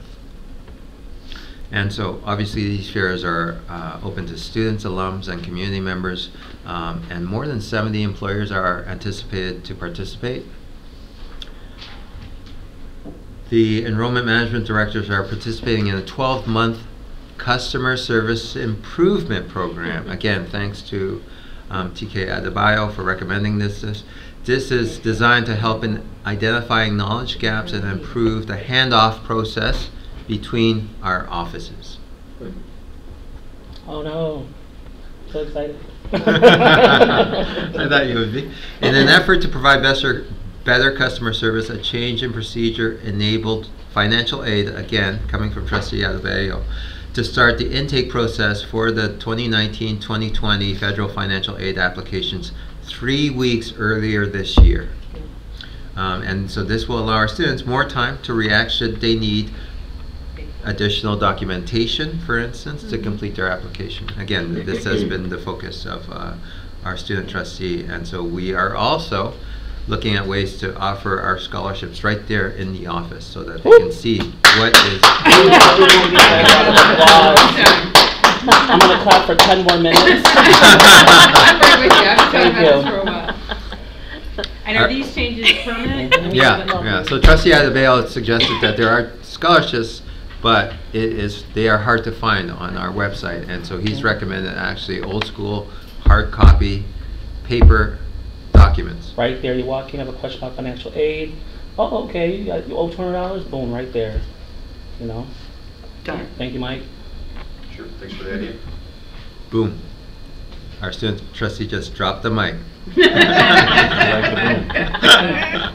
SUNY area is hosting SUNY's Got Your Back right now, from 10 a.m. to 2 p.m. today at South Campus Cafeteria. Our board members were invited, but obviously there was a conflict with this board meeting. But the whole purpose of SUNY's Got Your Back is to raise awareness about issues related to sexual violence. So SUNY area students, faculty, and staff are filling approximately 1,000 backpacks with toiletries to donate to local community agencies that provide services to survivors of domestic and sexual violence. So we wish them the best of luck, and we wish we could be there. Human Resources will expand workday processes to eliminate paper forms for additional duties, extended hours, and overtime. So again, this is a move from paper onto online processes. The department's recent training offerings for faculty and staff have included workplace civility, recognition, and accountability. So thanks to Tracy Cleveland as well as Maria Carroll for implementing these new trainings. Okay, the last section I have is from Equity, Diversity, and Inclusion. The Equity and Diversity Office will be submitting a proposal to participate in SUNY's new Prodigy Initiative. And this is the initiative that I think I've discussed before, which aims to increase the representation of historically underrepresented faculty at SUNY, including underrepresented minority and women faculty in STEM fields. Right. A statement on SUNY area's commitment to supporting and sustaining a diverse and inclusive educational environment that helps students realize their full potential is included in this month's agenda for approval. Now, obviously it's necessary that diversity, equity, and inclusion become values practiced at every level of our organization. Now, I understand there's a recent amendment to what you have, and let me turn you over to Tracy Archie, our Chief Diversity Officer, to explain that amendment, and that we respectfully request that the board take a vote to accept this statement for inclusion in terms of SUNY area's values and goals. Thank you. Good morning. Yes, there's just a small amendment of a word such as staff to be included in the first sentence of the very last paragraph to read, "We commit to supporting students and staff in developing their understanding, awareness, and recognition of the power of diversity, equity, and inclusion." I have a revised copy if you like one. Do we need to say faculty and staff? Just to add staff, just so that, yeah, just, oh, I mean specifically faculty? Because we say in the next sentence, I mean, we spell out faculty and staff development, so it just seems to me consistent. Yeah, I think that would make sense, because we want to make sure that it's inclusive of not just our students, so we're committed to everyone and their levels of hierarchy here. So yes, faculty, staff, faculty and staff. We commit to supporting students, faculty and staff to develop their understanding. Okay. Could that possibly include some type of for those who, those who serve on talent acquisition committees, people that hire like professors and like that? Could it be some potential like type of training, mandatory training to go? Let me talk about that. Did I? It's even in you got the email to ask that question, but so I'm part of the Racial Equity Roundtable, which is I guess is it based in the Community Foundation? Incubated, I would say. Okay. 35 leaders from public, private, nonprofit, right. education, faith-based. Right. So this includes Darius Pridgeon, the mayor, Kreiner, myself, others. Look at ways that we could help our important institutions become more inclusive. We've had our faculty and staff there at the Community Foundation twice. So the most recent time we had over 30 staff there. And the idea is that each organization have what they call coaches, so that they can provide that training So we currently have 8 coaches, which is more than any organization in Western New York. So typically you have 1. So we have 8 coaches, and we are, we've talked to Mike Delaney and the Faculty Federation to make it as mandatory as possible for faculty to be, every single faculty member to have this training. So at the next convocation, we will reserve the entire afternoon for this racial equity training. So, okay. Yeah. And the last line of this statement on diversity, equity, inclusion talks about using the equity lens when making policy decisions and hiring decisions and so on. Yeah. So every search committee has had this overview, and Tracy Cleveland can talk about it too in terms of, yeah, so search committee, yeah, in terms of Yeah, the, so we're actually looking at convocation. I don't know if you mentioned that, doing training. I just mentioned that. Where were you? Okay, I'm sorry. But in a whole half day. Which is Yeah, a whole. 76 emails back here, I'm sorry. Yeah, that's right. But no, so we have coaches now because we've gone through the coaching training. So we are going to be training search committees on this process. It'll probably start in the fall after we go through convocation.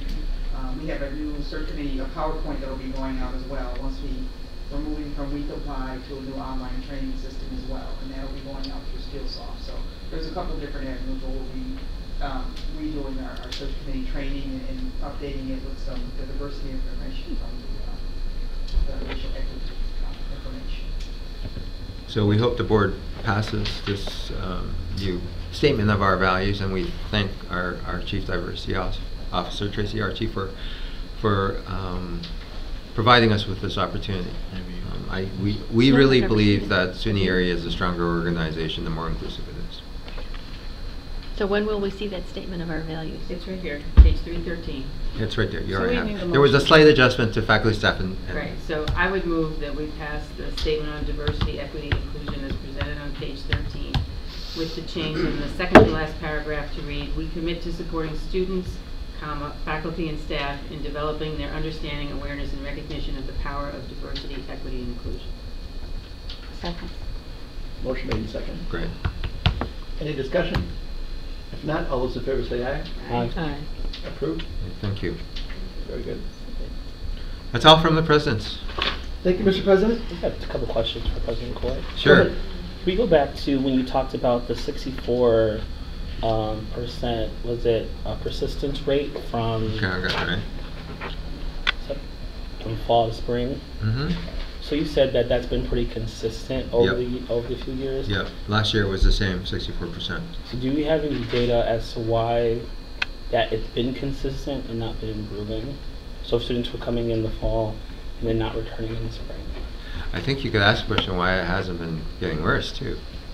I think we are implementing, as I suggested, greater use of starfish. Addressing students that don't use advisement right now, and maybe so we went through those retention. We're hoping that this will have an impact shortly, and that you will see this in the next little while. But there will be a lag. I mean, obviously, the last 2 years, what you're seeing in terms of persistent, has everything to do with the structures in place 3 and 4 years ago, right? So we're hoping by this time next spring and the following spring, you will see the impact of these new retention initiatives. So based on the current There's going to be a numbers- lag, is what I'm saying. Yes. Okay, so based on the current numbers, the trend is going up, is what you're planning? Well, I'm suggesting by next spring we should have an uptick, and the following spring for sure. Are we on trend for that uptick? Again, we only have census data for specific days, and what we have are the current spring, which is like now compared to last year, and last year's numbers are again subject to initiatives in place 2 or 3 years before. Okay. And we don't have to go into details, but I was reached out by one of my colleagues, Michael Braun, from the SUNY State Board in regards to Northland and workforce development. And what efforts are we currently doing to wrap our arms around them to provide the best support we can? Yeah, so as I mentioned, Dr. Scheidt and I met with EOC Director Dr. Julius Adams just yesterday in providing additional support for Northland students prior to even starting at Northland in terms of this summer before they would start. and then also in terms of what has become like a preparatory course in taking the tape test, and then what you had, we had just discussed in terms of on-site support throughout the year. Okay.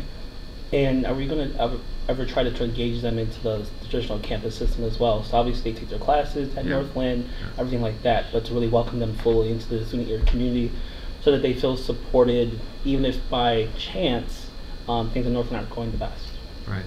Well, they have intentionally had the satellite campus to basically be in the community and not kind of require that students go to our other campuses. So we do have shuttles between them. I completely support that. I want to act as a reaction just to the current circumstance. So for example, if a student just doesn't maybe feel as supported as they can on that satellite, they still feel part of the bigger ecosystem that is Student Erie.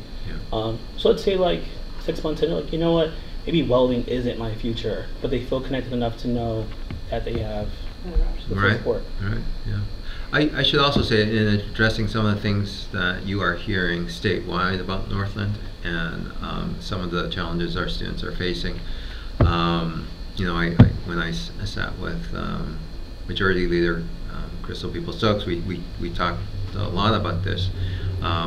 The context is important. When Northland started as a facility, it was over 2 months behind in construction of the physical plant.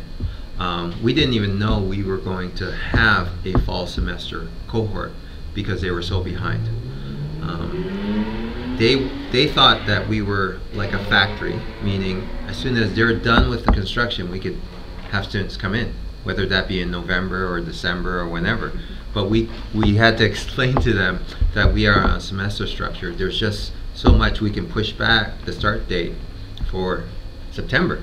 And we did push it back to accommodate their construction delays. And so we pushed that back almost 2 weeks, which is as late as we can get because on the other end you can't go into the holidays. And we put people in there at the last minute. And so that was part of the situation. So many of the complaints that came out were from that first semester with regards to some of the hiccups but again, many of the hiccups had nothing to do with us. So Northland had promised us equipment as part of our agreement, and they didn't have it there. Again, they were busy constructing the facility. We had to bring the equipment for them. So we've been trying to make sure it's been seamless, but again, we were delayed because we didn't know that it was even going to open for the fall. Right. While we take responsibility, there has been like direct student outreach that it wasn't all, that we had our part in, in recent, events. And I would just humbly ask of you, from trustee to president, that you keep your finger on the pulse of Northland. I know we have people and deans there, but I'm asking you directly, please wrap your arm around them. We had several requests from Northland in terms of having certain changes in terms of our personnel, and we've done everything from having John Sliz as the Workforce Development Director to a new dean, Adiam, who's there now. So we've tried to accommodate their needs and address the needs of our students there. I think I'm looking at the minutes from the February 20th Student Success and Diversity Committee. It talks about Jason Perry, Dean of Students, in the North Campus, coming to Northland 1 day a month to address students with problems. I think that's inadequate. Yeah.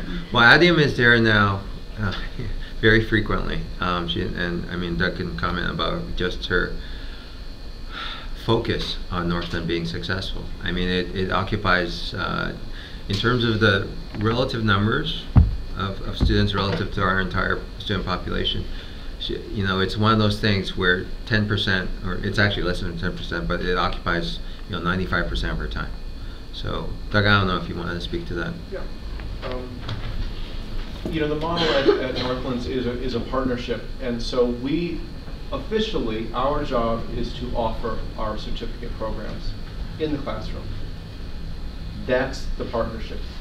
Recruiting, supporting through the onboarding process, advisement, all of that is in the partnership of the Northland staff. They are really well staffed. I'm jealous of the amount of support staff that the students, the partnership provides.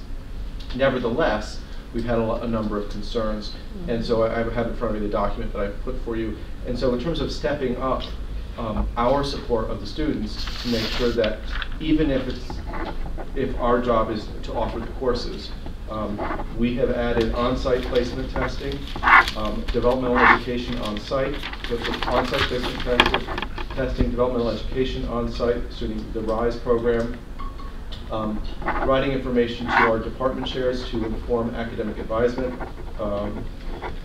We've held a professional development training with faculty to make adjustments to respond to student concerns. We've done a deep dive into our data for the students who are attending regularly. In fact, the persistence is high.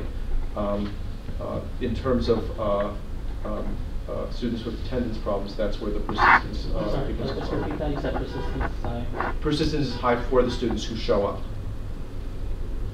The students who are not coming to class, those are the folks who didn't continue from fall to spring. So you're saying for those folks who are attending regularly, the students who are attending class, our persistence rate, which is fall to spring, was very high. How is that, but overall though? So students who are starting the program, how does that compare to people who? So you're saying, I think what you're saying is people who are committed to the program are being successful. Right. Continuing. Exactly. So our base rate is 64% persistence fall to spring at the college, and I believe our persistence rate there is 50-something. And when we do a deep dive into that, we find that it is actually very high because we've been compared with Alfred, who is not open enrollment and is offering not certificate programs but associate's degrees, that they've had a high level of persistence. So our folks who are in fact attending, they're not disappearing for weeks at a time. They are in fact persisting at those high rates. So I just wanted to talk about other ways that we've been responsive. Well, let me highlight that fact for those who might not have heard it. I think often what has been presented, so Alfred State is also there, and they are there at our discretion, meaning this is our direct service area, and according to SUNY rules, we have to give them permission to be there. But what has been, I think, in the public conversation is that their retention rates are higher than ours, and which is true. But it's so Alfred is a 4-year institution with selective admissions, so they can handpick the students that go in there. We are open access, right? So it's a totally different population. So obviously their students tend to be stronger students because they are a 4-year institution with selective admissions. And so I don't think it's really fair to look at us with lower, and not that much lower, but lower retention rates, and not consider that we have a completely different student population.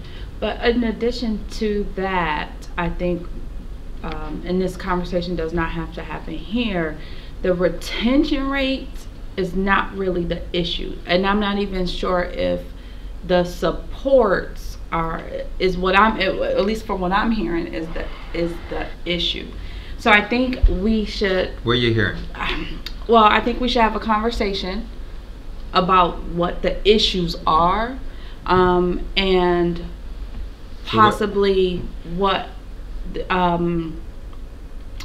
if anything we can do to mitigate those issues. So what issues are you hearing about? The behavior of the student, of why they're not showing up to school, or? No.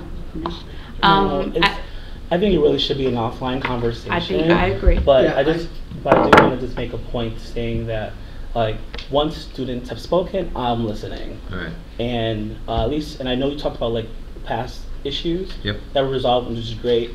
But there's been an uptick of like new issues that are coming directly from students' mouths, which is why I think we should pay attention. Yeah, let's get together on that. I just want to say that the foundation people are going to be here in about 60 minutes. Yeah. So I want to give everybody who has to report, Colleen and TK, ample opportunity, but I think our discussion on this thing should be offline. Absolutely. Did you want to finish, Doug, just quickly? I just want to add to that. In terms of that, we've really followed our organizational policies where there have been reported issues. We have been responsive to those involving how we do our staffing, involving HR, standard operating process. There were some issues in the fall, and they were handled, and those are closed. So that they have been ended through the standard HR process. We just operate as normal and handle things with the seriousness and the appropriate process. I have one last question for the president. It's going to be to Steve Smith. How is housing going? What is the future of housing? Okay, I can talk Speak about on that. that. Awesome.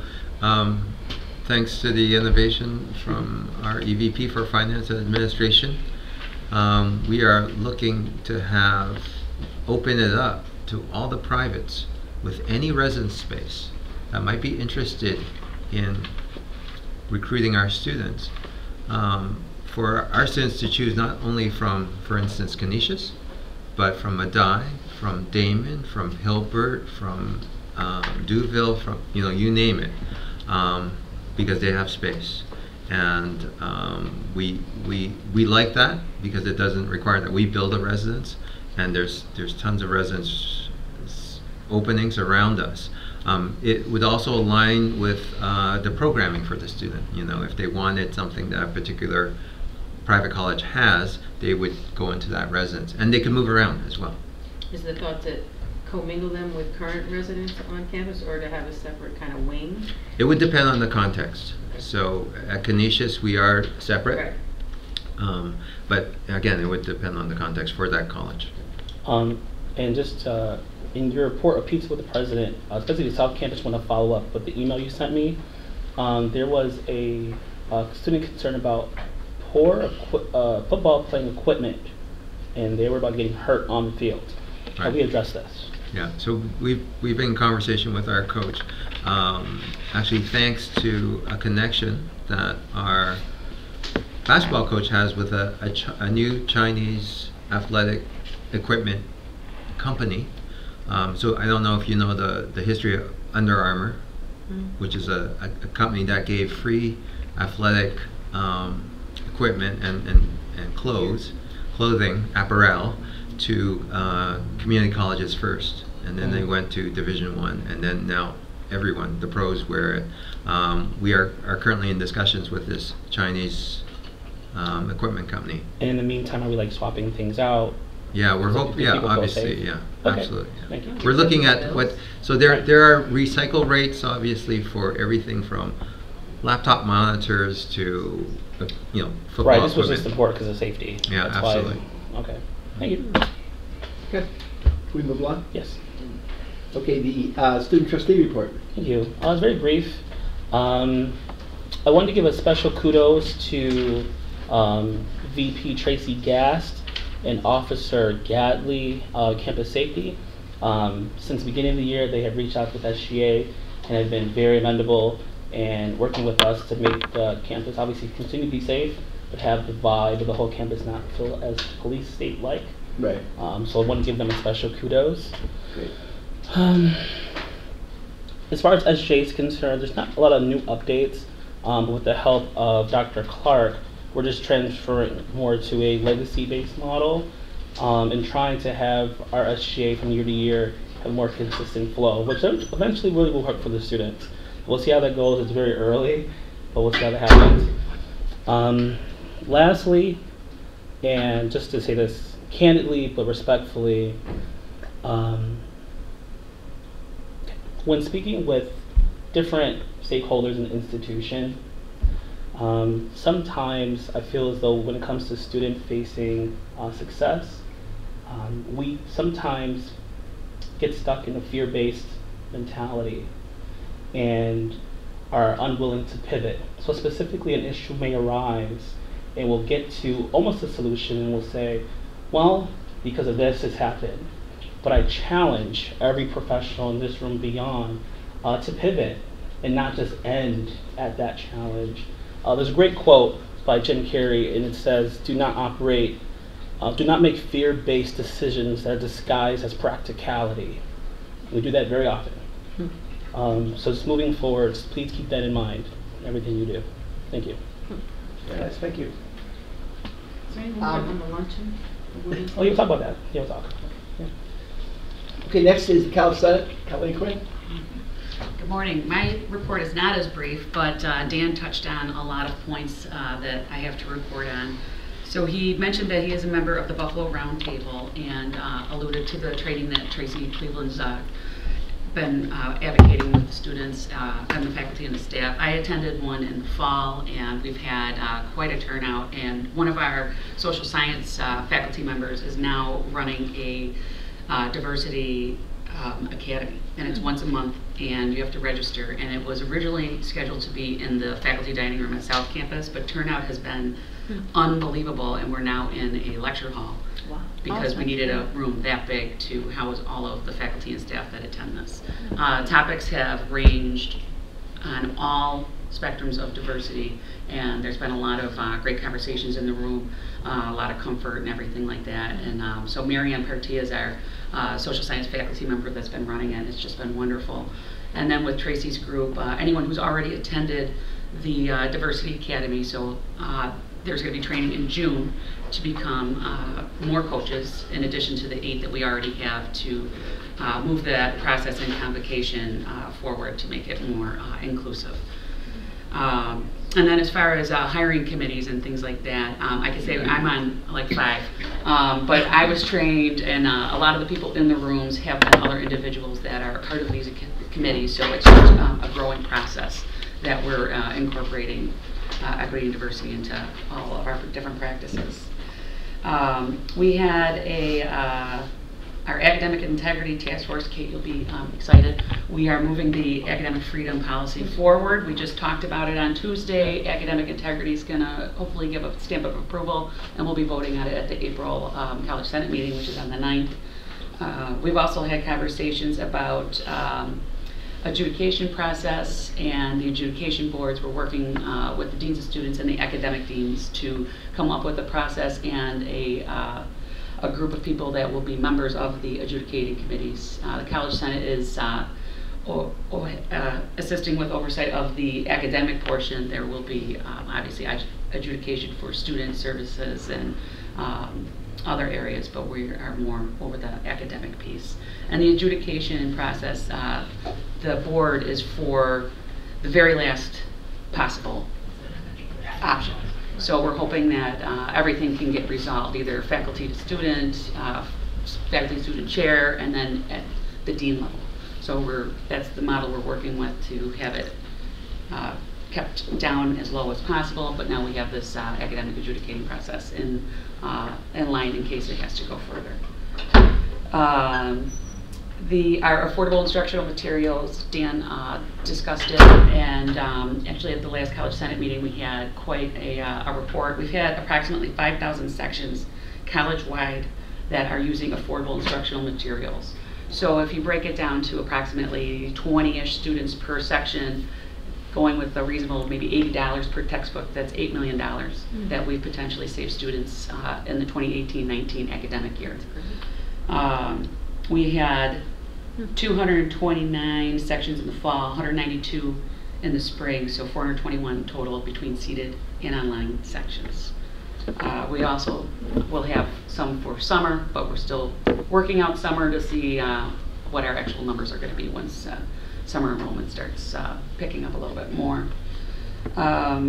We are working with we have an advanced studies task force, and actually that group is meeting on Tuesday, and we're coming up with a plan on how to infiltrate the Buffalo Public Schools. And we have everybody that has a stake in it in the room. We're going to have a plan. We're going to come up with courses that make sense for our Buffalo Public School students and create that pathway to come back here to SUNY Erie.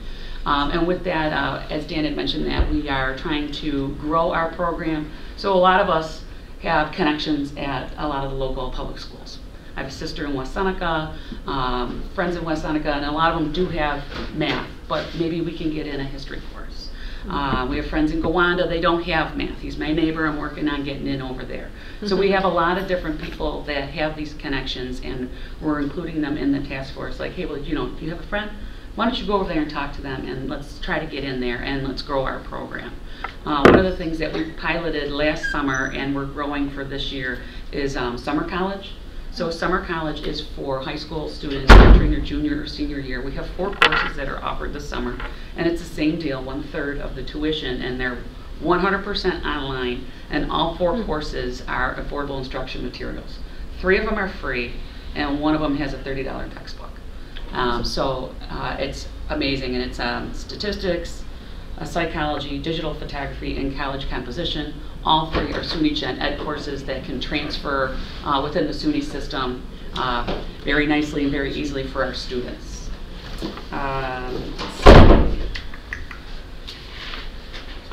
With the budget, we have sent College Senate, FFECC, Faculty Council of Community College representatives to Albany. We brought students with us to lobby for budgets for ECC and community college across the board. So we've also been very active in that as well. And I know we're like running out of time. And that's about it. We're going to have our elections for new senators coming up in April, and for the first time in many years we have contested elections. So people are excited, and we're getting some momentum more and more every single year. So it's going to be an exciting next couple of months. Thank you. Thanks, Kelly. You're welcome. Great. Auxiliary, Sue's not here today. Okay.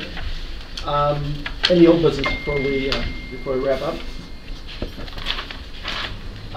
Any new business? I'd just again like to ask the trustees to consider being part of the gala committee. Yes, absolutely. Okay. We don't think we need an executive session today. So without any further ado, I'll entertain a motion to adjourn. And we'll do so. All those in favor? Aye. Thank you very much. We had a lot accomplished in the last month and last couple months. And I think, again, we took some steps today towards satisfying some of the concerns of Middle States. I think they'll be happy to hear what we're doing. And certainly at the next month, we'll be doing even more. So, Colleen, thanks. And TK, thanks for reporting. Appreciate it. We should spread out and integrate. Yeah.